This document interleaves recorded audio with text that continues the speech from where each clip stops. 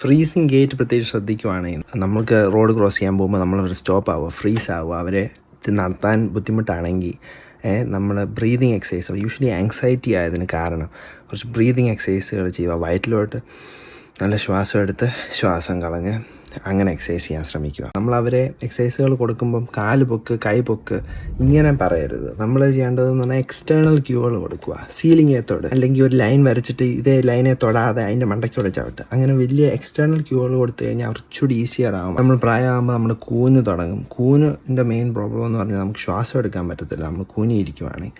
അപ്പം കൂനിനെ ഹെൽപ്പ് ചെയ്യാനായിട്ട് കുറച്ച് തൊറാസിക് മൊബിലൈസേഷനുകൾ കൊടുക്കുക. നമ്മൾ ഇരുന്നുകൊണ്ട് കൈ പൊക്കുക, അല്ലെങ്കിൽ ഒരു ഫോം റോളോ അല്ലെങ്കിൽ ഒരു പൈപ്പോ വല്ലതും വെച്ച് അതിൻ്റെ മണ്ടയ്ക്കൂടെ സ്ട്രെച്ച് ചെയ്യുക. ജസ്റ്റ് നമ്മുടെ ചെസ്റ്റ് ഒന്ന് എക്സ്പാൻഡ് ചെയ്ത് കുറച്ചുകൂടെ നല്ലതായിട്ട് ശ്വാസം എടുക്കാൻ. ഈ കാര്യങ്ങളെല്ലാം കൂടെ ചെയ്ത് കഴിഞ്ഞാൽ നമുക്ക് കുറച്ചുകൂടെ പ്രൊലോങ് ചെയ്യാം ഈ ആളുടെ ക്വാളിറ്റി ഓഫ് ലൈഫും ആളുടെ ജീവിതവും.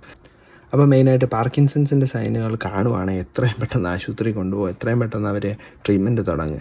അവർ വീട്ടിൽ എക്സസൈസ് ചെയ്യുമ്പം ഈ കോൺസെപ്റ്റ്സ് ഉപയോഗിക്കുക. എക്സ്റ്റേണൽ ക്യൂയിങ്, നമ്മൾ ഡയഫ്രാം വെച്ച് ഓപ്പൺ ചെയ്യുക, അവർക്ക് ബിഗ് മൂവ്മെൻറ്റ്സ് കൊടുക്കുക എന്ന് പറഞ്ഞു കഴിഞ്ഞാൽ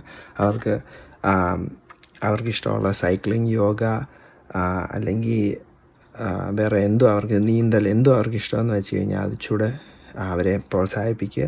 അവർക്ക് എക്സ്റ്റേണൽ ക്യൂകൾ കൊടുക്കുക, അവർക്ക് ഡയഫ്രമാറ്റിക് ഗ്രൗണ്ടിങ് എക്സസൈസുകൾ കൊടുക്കുക.